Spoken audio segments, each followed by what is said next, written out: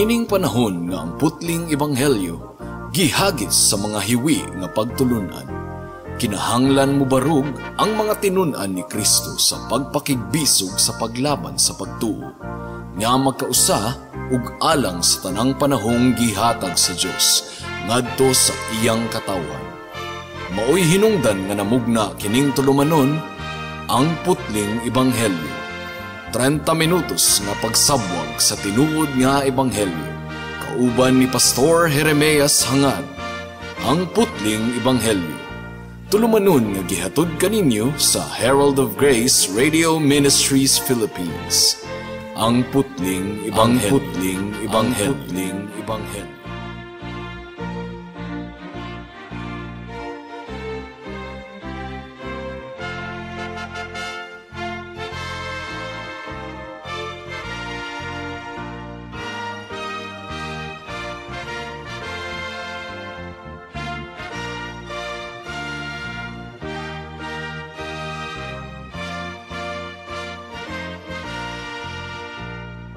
Aniana kita karon sa ikalima nato nga topic on the basic disciplines of the Christian life, and that is how to worship, unsaon pagsimba sa Ginoo. Ang Ginoo mo'y nagsugo kanato nga simbahon siya, ug ang Dios usab mao ang nagprescribe kung unsaon nato siya pagsimba. Ug ang prescription sa Biblia mahitungod sa pagsimba sa atong buhi nga Dios mo kining nakasulat sa John chapter 4 verse 24. Kining giingon nga ang Dios Espiritu ug ang mga musimba kaniya kinahanglang musimba diha sa espiritu ug sa kamatuoran.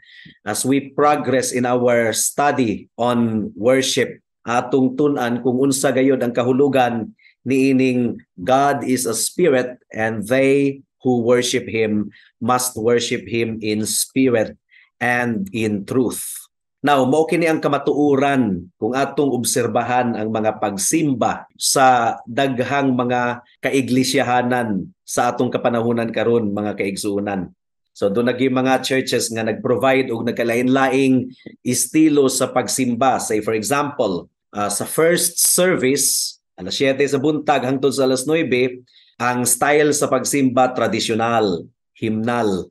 Kay parang ang mga idaran, ang mga tiguang, ilabi na katong wala maanad og praise and worship, wala maanad og medyo saba nga pagsimba, adto sila mo join sa first service. Kunya sa second service, alas 10 hangtod sa alas 12, adunay mga drums, adunay contemporary nga style sa pagsimba. Kini nga pamaagi, mga kaigsuonan, maglisod kita og harmonize nga gibulag-bulag ang pagsimba. Kaya ang giingon biya sa Psalm 133 verse 1, how good and how pleasant it is for brethren to dwell together in unity. Now, unsaon man pag-dwell together in unity nga gibulag-bulag naman hinuon ang worship. Dunay musimbag alas 9, dunay musimbag alas 10, dunay musimba og alas 11 depending on the preferred worship style. So, nawala na ang essence sa giingon sa Psalm chapter 133 verse 1 nga how good and how pleasant it is pagkaanindot gayud ug makalipay gayud when the brethren dwell together in unity. Kung ang mga kaigsuonan magkatigom together diha sa panaghiusa. Ato kining pamalandungan, mga kaigsuonan. Mao kini fact nga atong maobserbahan sa daghang mga local churches sa atong kalibutan karon. Public worship has become a free for all where everything goes. Kung unsa ang mahunahunaan sa mga organizers, everything goes. Some, in a desperate attempt to become relevant, they have turned to all forms of entertainment, stand-up comedy, and cheap gimmicks. Kung atong tun-an ang mga worship sa mga churches karon, grabe ang entertainment, grabe ang cheap gimmicks, mga comedy. Pero mga kahigalaan, mga kaigsuonan, kana nga mga matang sa panagtigom, dili gayud kana pagsimba sumala sa gitudlo sa Biblia. So this is a very sensitive topic, ug daghan kaayong mga churches karon ang nagkatibulaag or wala nagkahiusa gumikan niining mga worship style. or matang sa pagsimba. Una nga, niining takna ang mga kaigsuunan, ang Biblia mo'y atong padesisyonon. But I don't think nga mahuman nato ang atong pagtuon niining simanaha mahitungod sa worship aduna pagyud kini sumpay sa mga musunod nga mga simana. So, atong tun-an kini nga topic nga adunay bukas nga panghuna-huna mga kaigsuunan. Matud pa ni Charles Spurgeon, by semi-dramatic performances, they make houses of prayer to approximate to the theater. They turn their services into musical displays and their sermons into political or philosophical essays. In fact, they exchange the temple for the theater and turn ministers of God into actors whose business it is to entertain men. So pinaagi sa semi-dramatic nga pasundayag, ilang gihimong teatro ang balay alampuanan. Ilang gihimong musical nga pasundayag ang ilang mga pagsimba ug ang ilang mga wali ilang gihimong political o pilosopikal nga mga diskurso. Gani ilang gipulihan og teatro ang templo ug ang ilang mga ministro ilang gihimong mga artista nga ang tahas mao ang pag-entertain or paglingaw sa mga katawhan. So kini nga matang sa worship nagsugod na ni sa kapanahunan ni Charles Spurgeon mga kaigsuunan. Kung atong tun-an ang Biblia, mao gyud kini ang kasing-kasing sa pagsimba. This is the heart of worship. Mao kini ang pinakasentro sa pagsimba. Una, Salmo kapitulo 95 versikulo 6. Ang giingon dinhi, "O come, let us bow down. Dali kamo ug musimba kita ug muyukbo. O come, let us worship and bow down." So kining bowing down mga kaigsuunan adunay reverence, aduna gayoy pagtamod ug pagtahod sa atong kasing-kasing. This is really a solemn act mga kaigsuunan. Psalm chapter 100 verse 2. Serve or worship the Lord with gladness. Alagari ug simbaha ang Dios nga adunay kalipay. So kung ato kining sumpayon together, worship entails a bowing before God. Muyukbo kita atubangan sa Dios for the purpose of offering Him heartfelt homage sa katuyuan nga atong ihalad kaniya ang kinasing-kasing gayod nga pagtahod, pagsimba, pagtamod, and sacrificial service. Pag-alagad nga adunay sakripisyo sa atong kasing-kasing. So mo kini ang simba. Now, before ta mo padayon sa atong pagtuon sa public worship, formal worship, adunay tulo ka matang sa worship nga gitudlo sa Biblia. Una, personal worship. Mo kini atong ginahimo sa personal devotion, personal quiet time and devotion. Diin ato kining gibuhat nga kita rausa. Atubangan sa Ginoo, personal kitang naga-devotion, nagasimba kaniya. So mo kini unang matang sa pagsimba nga gitudlo sa Bible. Kaduha, gitudlo sa Biblia ang family worship. Kining nag-devotion kita, atong gitigom ang atong panimalay sa matagabi or sa schedule nato nga doon na tayo family worship aron simbaho nato ug dayigo nato ang atong buhi nga Dios. Hinaot nga inyo na kining gihimong practice no, kining family worship nga doon na kayo'y gigahin nga regular nga oras diin ang inyong panimalay tipukon alang sa pagsimba. Matud pa ni Joshua sa Joshua chapter 24 verse 15. As for me and my house, we will serve or we will worship the Lord. Alang kanako ug sa akong panimalay, mga lagad ug musimba kami sa Ginoo. Aduna po'y ikatulo nga matang sa pagsimba kining gitawag og chronic worship. Chronic, meaning to say kanunay. As we continually offer our bodies as living sacrifices.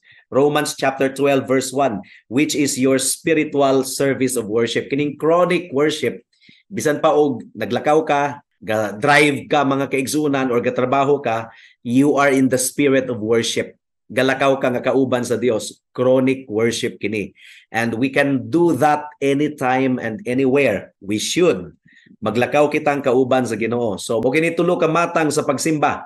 Kining personal worship, family worship, ug chronic worship. Matod pa ni Charles Spurgeon once again, mahitungod sa chronic worship. All places are places of worship to a Christian. Wherever he is, he ought to be in a worshiping frame of mind. Tanang dapit sa pagsimba alang sa Kristohanon. Bisag asa pa siya, kinahanglang anaa siya sa diwa sa pagsimba sa iyang huna-huna. Pero kining tulo ka mata nga worship, dili kini mo'y atong pagtuon niining taknaa mga kaigsuunan. Kining tulo ka matang sa pagsimba. Unsa ganito? Personal worship, family worship, and chronic worship.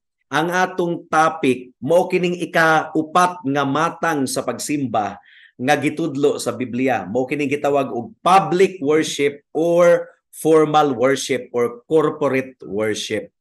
Kining publiko nga pagsimba kauban sa katawhan sa Dios sulod sa iglesia. This is the kind of worship ikaupat nga matang sa pagsimba nga atong hatagan og higayon sa pagtuon niini nga topic, how to worship. So public worship ang atong pagatun-an sa atong topic, how to worship. So adunay upat ka bahin ang atong pagtuon. Una, the nature of public worship. Ikaduha, the activity of public worship. Ikatulo, the purpose of public worship. O ikaupat, the attitude that we should have sa atong pagsimba nga kauban sa mga kaigsuunan sulod sa iglesia. Pero dili nato mahuman kining upat ka bahin sa atong pagtuon, how to worship. Ang akong duda mga kaigsuunan kining unang bahin lamang ang atong matun-an niining semanaha, the nature of public worship or the nature of worship mga kaigsuunan. Unsa man ang gitudlo sa Biblia mahitungod sa corporate worship or public worship. Unsa man ang kinaiyahan niini? Una, it takes place within the church. Nahitabo kini sulod sa iglesia diin ang mga katawhan sa Dios kauban nga nagkatigom. Public, corporate, and formal worship takes place on the Lord's Day, sa adlaw nga gitakda sa Ginoo. Adlawng Domingo, unang adlaw sa semana.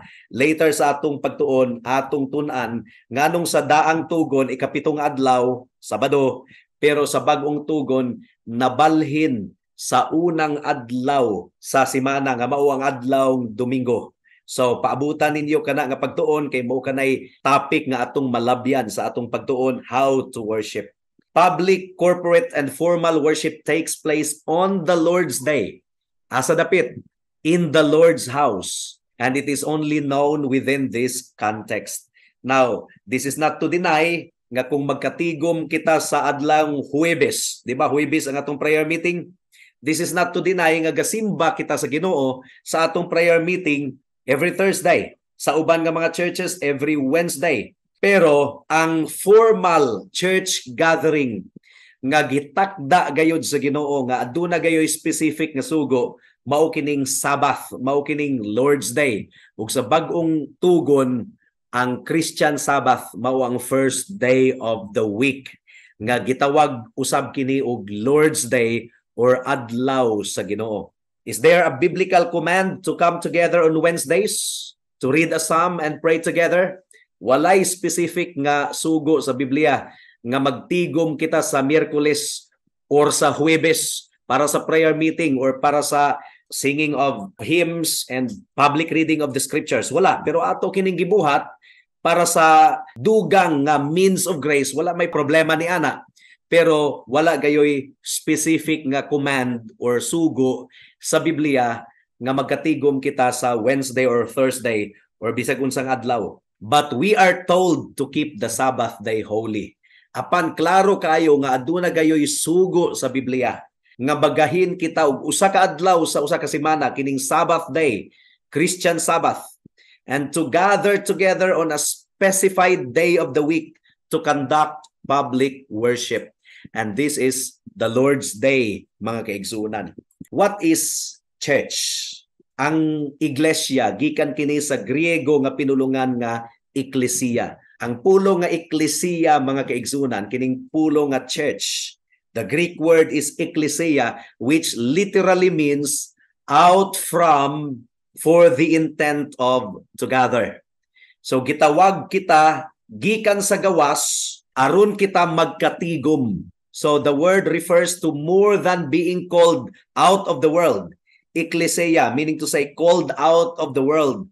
But equally, It also means for the purpose of being assembled. Mao kini giingon ni John Murray, usa ka theologian mga kaigsuonan nga respetado gayud kaayo sa ngatanan. The word ecclesia refers to more than being called out of the world, but it equally means to be called out for the purpose of being assembled. Ang ipasabot ni ining pulo nga eklesya labaw pa kaysa pagkahimong tinawag gikan sa kalibutan, kundili nagpasabot usab kini sa pagkatinawag sa katuyuan sa panagtigom. Matud pa ni Joe Mowcraft Brassel, mga kaigsuonan, the term for church or ecclesia often denotes a society of professing Christians who constitute a local church that meets together for public worship in a particular location. Ang pulo nga eklesiya kasagarang naghisgot mahitungod sa usa ka kahugpungan nga nagpaila nga Kristohanon nga maoy mitukod sa usa ka lokal nga simbahan nga nagkatigom alang sa publiko nga pagsimba sa usa ka partikularmente nga lokasyon. Matud pa sa 1 Corinthians chapter 11 verse 18. Take note of the verse. For in the first place, when you come together as a church, public worship ang gihisgutan niini, come together, magkatigom. I hear that there are divisions among you and I believe it in part. Tungod kay una sa tanan, kung magkatigom kamo sulod sa iglesia, akong nabalitaan nga adunay pagkabahin-bahin diha kaninyo, ug nakatuo ako niini og jutay. So nahitabo kini, problema kini during the time of Paul. But the point niini mga kaigsunan, ang church gitakda gayud sa Ginoo to gather together nga magtigom kauban sa tanan alang sa pagsimba. For example, Hebrews chapter 2 verse 12, mga kaigsunan. Ang giingon dinhi, ipadayag ko ang imong ngalan sa akong mga kaigsuunan, taliwala sa panagtigom, awitan ko ikaw og mga himno. So taliwala sa panagtigom. Giordina, gitakda gayud sa Ginoo nga ang iyang iglesia, ang iyang mga katawhan magkatigom alang sa pagsimba sa iyang ngalan. So we find ecclesia throughout the Greek Old Testament nga nagahisgot kini og assembled saints who have gathered within the courts of the temple for the purpose of worship. For example, sa Psalm chapter 35 verse 18, ang giingon dinhi, I will give you thanks in the great congregation. Di ba? Congregation, nagkatigom together. I will give you thanks in the great congregation. I will praise you among a mighty throng. Pasalamatan ko ikaw diha sa dakong panagtigom. Dayigon ko ikaw taliwala sa bagang katawhan. Kabubuton gayud sa Ginoo ang iyang mga katawhan magkatigom for the purpose of formal public worship, corporate worship, diin himayao nato ang Ginoo kauban sa tanang mga giluwas niya. In summary, mga kaigsuonan, naa sa sulod sa simbahan, diin ang mga katawhan sa Dios nagkatigom alang sa publiko o managkauban nga pagsimba. Or put another way, ang publiko managkauban og formal nga pagsimba nagakahitabo sa iglesia nga nagkatigom sa adlaw sa Dios. So mo kini unang kinaiyahan sa worship or public worship. It takes place in the church at a specified day. Ikaduha nga kinaiyahan, mga kaigsuonan, it enjoys God's special presence. Mutuog, musalig gayud kita niini kay saad kini sa Dios. Nga kung ang iyang iglesia, kung ang iyang katawhan nagkatigom, ang iyang espesyal nga presensya anaa sa atong taliwala. Ato gayud kining tuuhan. When the church gathers together to worship, she should expect the special and unique presence of God. Mag-expect kayo kita. For example, sa adlawng Domingo, sa atong panagsimba, kinahanglan nga atong lauman nga tumanon gayud sa Ginoo ang iyang saad, nga ang iyang espesyal nga presensya, iyang i-grant sa iyang iglesia nga nagkatigom. For example, Psalm chapter 26 verse 8, saad kini sa Ginoo, ato kining barugan nga saad sa Ginoo. O Ginoo, Gihigugma ko ang balay nga imong puloy-anan ug ang dapit nga gipuy-an sa imong kahimayaan. Balay nga puloy-anan, gipuy-an kuno sa kahimayaan sa Ginoo. Dili building ang buot ipasabot ni ini mga kaigsuonan, kundili mga katawhan sa Ginoo nga nagkatigom. Remember, we are the temple of God. Dili building ang buot ipasabot ni ini, but the gathered people of God. Gipuy-an sa kahimayaan sa Ginoo ang iyang iglesia nga nagkatigom. 1 Timothy chapter 3 verse 15. Ang balay sa Dios nga mao ang iglesia sa buhi nga Dios. Dili building ang buot ipasabot ni ini mga kaigsuonan, kundili ang nagkatigom nga katawhan sa Ginoo. Mao kini giisip nga panimalay sa Dios, balay sa Dios. By the way, doon na pa'y dugang nga pagpasabot ni ini mga kaigsuonan, no? Kung ang daang tugon nagtudlo kanato nga ang templo sa Ginoo, naa didto ang presensya sa Ginoo. O kung ang bag-ong tugon nagtudlo kanato nga ang iglesia mao ang balay sa Dios, then ang buti pasabot ni ini mga kaigsuonan, when the church gathers together, the special presence of God is there. Psalm chapter 87 verse 1 hangtod sa 3. Ang giingon dinhi, on the holy mount stands the city he founded. The Lord loves the gates of Zion more than all the dwelling places of Jacob. Glorious things of you are spoken, O city of God. So Bisaya pa, ang iyang patukuranan anaa sa balaang bungtod. Gihigugma sa Dios ang mga pultahan sa Zion. Mas labaw pa kaysa tanang mga Pinoy-anan ni Jacob. Mahimayaong mga butang ang gimantala mahitungod kanimo, o lungsod sa Dios. Well, unsa may naa dito sa Zion, mas gihigugma daw sa Ginoo ang mga pultahan sa Zion kaysa sa mga Pinoy-anan sa Israel or sa Jacob. Unsa may naa dito sa Zion? Naa dito ang temple. Naa dito ang mga katawhan sa Ginoo nga nagkatigom sulod sa temple. Yes, nahigugma ang Ginoo sa mga panimalay sa Israel nga nagsimba kaniya, pero mas gikalipay gayud sa Ginoo ang iyang special presence atua didto sa temple. So, the Lord loves the dwellings of Jacob. By inference, nahigugma ang Ginoo sa mga Pinoy-anan, sa mga pamilya sulod sa Israel, diin ang mga family nag-worship sa Ginoo. Pero mas nahigugma ang Ginoo sa mga pultahan didto sa Zion. Didto sa Zion atua ang templo sa Dios. Didto sa Zion nagkatigom ang bagang katawhan didto sulod sa templo. Aron sa pagsimba sa Ginoo, mas espesyal dei kana atubangan sa Ginoo. And therefore, kung magkatigom ang iglesia sa Ginoo, atong barugan ug atong tuuhan ug atong lauman, anaa gayud ang espesyal nga presensya sa Dios sa pagsimba. Dili kini ordinaryo nga panagtigom mga kaigsuonan, kundili ang espesyal nga presensya sa Ginoo. Iya gayong gisaad kanato ato kining barugan.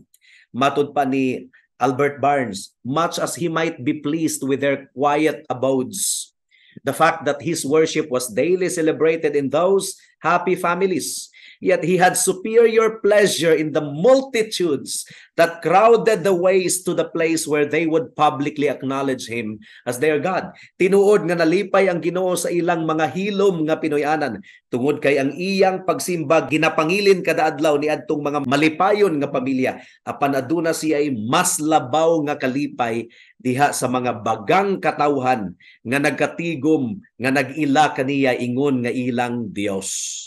Mao nga sa bagong tugon, when the church gathers together for public worship, ana gayud si Hesukristo sa atong taliwala, mao kini gisaad sa Ginoo mismo. Wherever 2 or 3 are gathered together in my name, there I am in their midst. Now, ikatulo nga kinaiyahan sa public worship, formal nga worship, it is to be regulated by the scripture. Unsay atong i-apil nga elemento sa pagsimba? Mag-apil ba kita og elemento sa pagsimba nga wala gi-prescribe sa Ginoo, or mustik lamang kita sa gi-prescribe sa Ginoo?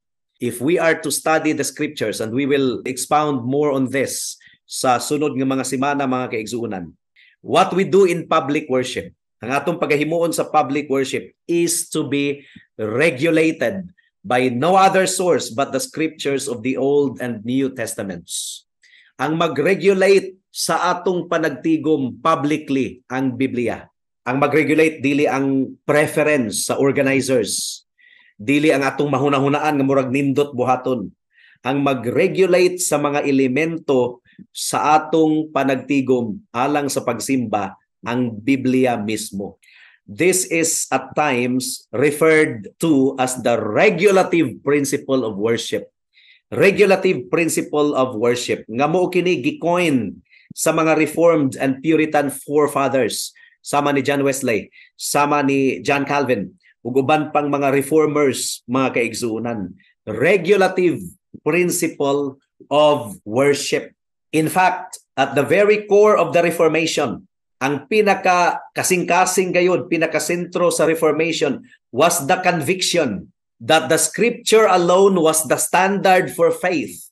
Ang Biblia lamang ang standard sa atong pagtuo ug practice. And this included public worship. Mo kini giingon og sola scriptura. Igo na ang Biblia. Ang Biblia maoy mo determine, maoy standard sa atong pagtuo ug sa atong practice. Dili kita mulapas sa gitudlo sa Biblia kanato. For example, ang 1689 Confession of Faith, ang giingon dinhi, the acceptable way of worshiping the true God is instituted by Himself. Ang madawat nga pagsimba atubangan sa Ginoo, siya mismo ang ga-institute, and so limited by His own revealed will. Dili kita mag-imbento og mga elements nga atong i-appeal sa pagsimba nga wala gitakda sa Ginoo. Limited by His own revealed will, that He may not be worshipped according to the imagination and devices of men, nor the suggestions of Satan, under any visible representations or any other way not prescribed in the Holy Scriptures. Dili kuno kita mag-imbento og mga elemento nga wala giprescribe sa balaang kasulatan. So simply put, dili kita muhalad sa Ginoo sa public worship sa mga elemento nga wala gayud gisugo sa Ginoo. Mustik lamang gayud kita sa mga elemento nga gisugo sa Ginoo. And again, I must stress the fact that we are here describing public or corporate worship, dili private or family worship. Pwede kitang buhat o bisag unsa nga gikauyunan sa atong pamilya during private or family worship, pero sa formal worship of God, sa public gathering, specific man gud ang prescription sa Ginoo. So we are not at liberty to include any element nga wala gayud gisugo sa Ginoo. For example, it might be nga sa atong family worship, you participate in some sort of dramatized enactment of a Bible story, something that would be very appropriate sa family worship, but is not commanded or regulated by the Scriptures with reference to public worship. So, naay mga butang nga pwede natong mahimo sa family worship or private worship, pero sa public worship, dili gayud nato pwedeng himuon gumikan kay walay specific nga sugo ang Ginoo. So, dili nato kini mahuman karong simanaha mga kaigsuunan. Sa sunod nato nga pagtuon, atong pamatud-an gikan sa Biblia nga ang atong public worship must be regulated by the Scriptures. So atong tun-an ang mga pamatuod that regulative worship is really taught in the Scriptures, that we are not at liberty to include any element in our public worship nga wala gayud gisanction sa Biblia. Ug seryoso gayud kini. Kay basin og gatuo kita nga gidawat sa Ginoo ang atong pagsimba, pero wala di ay. To offer unto God something nga wala niya giprescribe is called sacrilege. Dili kita mag-imbento mga kaigsuunan. So hinaot nga atong andamon ng atong kasing-kasing, bukas ang atong kasing-kasing nga mutuon niini nga topic sa mga musunod pa nga mga semana sa atong pagtuon. Now so far, atong i-conclude kini nga pagtuon nga ang Dios mo'y gasugo kanato nga simbahon nato siya, ug siya pod ang magbuot kung unsa ang mga elemento nga atong i-include sa pagsimba kaniya ug siya pod ang adunay katungod nga mo prescribe kung unsaon nato siya pagsimba. Ug diri ma-test ang atong kasing-kasing kung mo-submit bagayod kita kaniya, mo-pasakop bagayod kita kaniya. After all, Jesus Christ is our Lord and He is also the Lord of our worship. Siya ang masunod ug dili kita. So hinaot nga nasabta nato kining introductory lesson nato nining taknaa as to how are we going to worship God. Amen. Alang sa dugang nga mga pangutana, mahimong mo text kang Pastor Jeremias hangad sa 0935 744 3030.